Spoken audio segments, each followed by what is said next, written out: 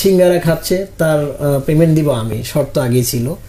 তো স্যার দিচ্ছি, তখন তো একটা কিউরিসিটি থাকে, বিভিন্ন স্কুল প্রতিষ্ঠানে ছেলে মেয়ে একসাথে হওয়া। তা আমাদের ফ্রেন্ড সার্কেলের সাথে যারা এইটা বৃত্তি দিচ্ছে তারা সবাই কথা বলতেছে স্যার, একে অপরকে অনেক কথা। আমি যে ওদেরকে খাওয়াচ্ছি সেগুলো কিন্তু আমার ওখানে কোনো ভ্যালু নাই, আমি অসহায়ের মতো বারান্দায় বসে আছি।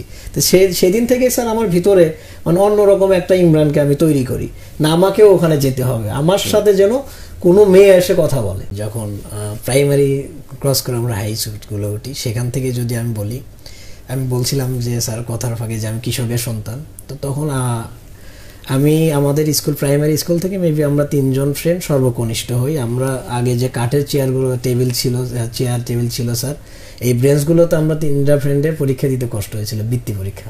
মানে আমরা হাইটে এতটাই শর্ট ছিলাম, মানে সর্বকনিষ্ঠ ছিলাম আমরা ওই কলেজ থেকে, ওই স্কুল থেকে। তো তখন আমরা যখন সেই স্কুল পার হয়ে স্যার, তখন পর্যন্ত ভালো স্টুডেন্ট ছিলাম, কিন্তু আমার বড় ভাই ইমিডিয়েট যে ও আর আমি সেম ব্যাচ হয়ে যাই। তখন আমরা 2 ভাই একই সাথে আমার পার্শ্ববর্তী স্কুলে ভর্তি হই ক্লাস 6-এ। সেখান থেকে বড় ভাইও যায় না, আমিও যাই না, আমিও যাই না বড় ভাই, এরকম করে আমরা 2 ভাই লেখাপড়া থেকে অলমোস্ট বাদ পড়ে গেলাম। তো সেখান থেকে স্যার আমাদের যেহেতু কৃষক ফ্যামিলি, গরু জমি জমা আছে, তা আমি মাঠে থাকতাম স্যার, তখন গরু ছিল, মাঠে কাজ করতাম কৃষকদের সাথে।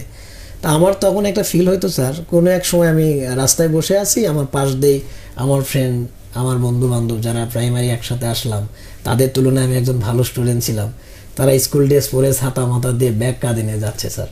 তো হঠাৎ করে আমার ওই দিন বিষয়টা আমার মাথায় কাজ করে যে তারা যাচ্ছে, আমি কোন পথে যাচ্ছি, হয়তো আমার অন্ধকার পথ, তাছাড়া তার উপায় নাই।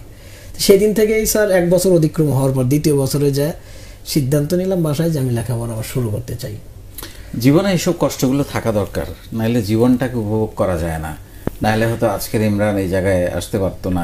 এই ইভেন আমি মনে করি এই সময়ে যেখানে প্রায় সরকার 100% ইলেকট্রিসিটির দিকে যাচ্ছে, যদিও এখন কিছু দেখতে পাচ্ছি আমরা, কিন্তু সেইখানে সোলারের মতো একটা ব্যবসা করার মতো সাহস করা, এবং it's a very big market. I know, আমি ব্যক্তিগতভাবে এটার সম্পর্কে কিছুটা জানি, সেজন্য বলছি অনেক বড় জায়গা আছে এখানে কাজ করা। তাছাড়া এখন তো হাউজিংগুলোতে একদম আইন করে দিয়েছে যে ছাদে সোলার করতে হবে। সো আপনাদের ব্যবসার জায়গাটা আছে, আর সবাই গ্রিন এনার্জির কথা বলছে। সো সোলার তো একদম ইটসেলফ এ গ্রিন এনার্জি, সেই দিক থেকে আপনাদের অনেক বড় বড় ব্যবসা করার সুযোগ আছে আমি মনে করি। একটু স্বপ্ন নিয়ে শুনবো, ক্লাস আপনি যদি কিছু বলতে চান একদম শেষে দিকে বলি। আমার সেই লেখাপড়া স্যার সেখান থেকে শুরু, বাসায় গিয়ে বললাম, তার অনেক খুশি। আমাদের 2 ভাইকে স্কুলে পাঠানোর জন্য খুব ট্রাই করছে, কিন্তু আমরা যেভাবে হোক পাস কেটে চলে আসছি। তো সেখান থেকে স্যার আমি যখন যাই, তো তখন আবার অনিয়মিত হই।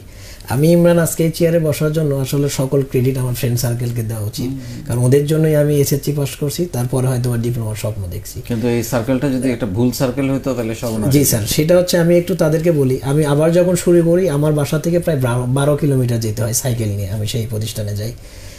সপ্তাহে 2-3 দিন যাইতাম, আসতাম, আবার শুরু করতাম কৃষিকাজ। যদি 5-7 দিন আমার গ্যাপ থাকতো, ওরা আবার সাইকেল নিয়ে আসতো আমাকে যে তুই কোথায় আসিস না কেন। তো শেষ পর্যন্ত স্যার আমাদের ক্লাস 8-এ তখন বৃত্তি রানিং ছিল, আমি তখন ইরেগুলার স্টুডেন্ট, স্যারেরা তখন ভরসা পাচ্ছিল না, আমার নামই এন্ট্রি করা হয় নাই বৃত্তিতে। আমি স্যার পরীক্ষা দিতে, ফ্রেন্ডরা গেছে, আমি গিয়েছি। তো পরীক্ষা দেওয়ার শেষে যখন সব ফ্রেন্ড সার্কেল একসাথে হয়, আমাদের তো তখন স্যার অল্প হয়, সিঙ্গারা সামোসায় যথেষ্ট। তার সিঙ্গারা খাচ্ছে, তার পেমেন্ট দিব আমি, শর্ত আগেই ছিল। তো স্যার দিচ্ছি, তখন তো একটা কিউরিসিটি থাকে, বিভিন্ন স্কুল প্রতিষ্ঠানে ছেলে মেয়ে একসাথে হওয়া। তা আমাদের ফ্রেন্ড সার্কেলের সাথে যারা এইটা বৃত্তি দিচ্ছে তারা সবাই কথা বলতেছে স্যার, একে অপরকে অনেক কথা। আমি যে ওদেরকে খাওয়াচ্ছি সেগুলো কিন্তু আমার ওখানে কোনো ভ্যালু নাই, আমি অসহায়ের মতো বারান্দায় বসে আছি।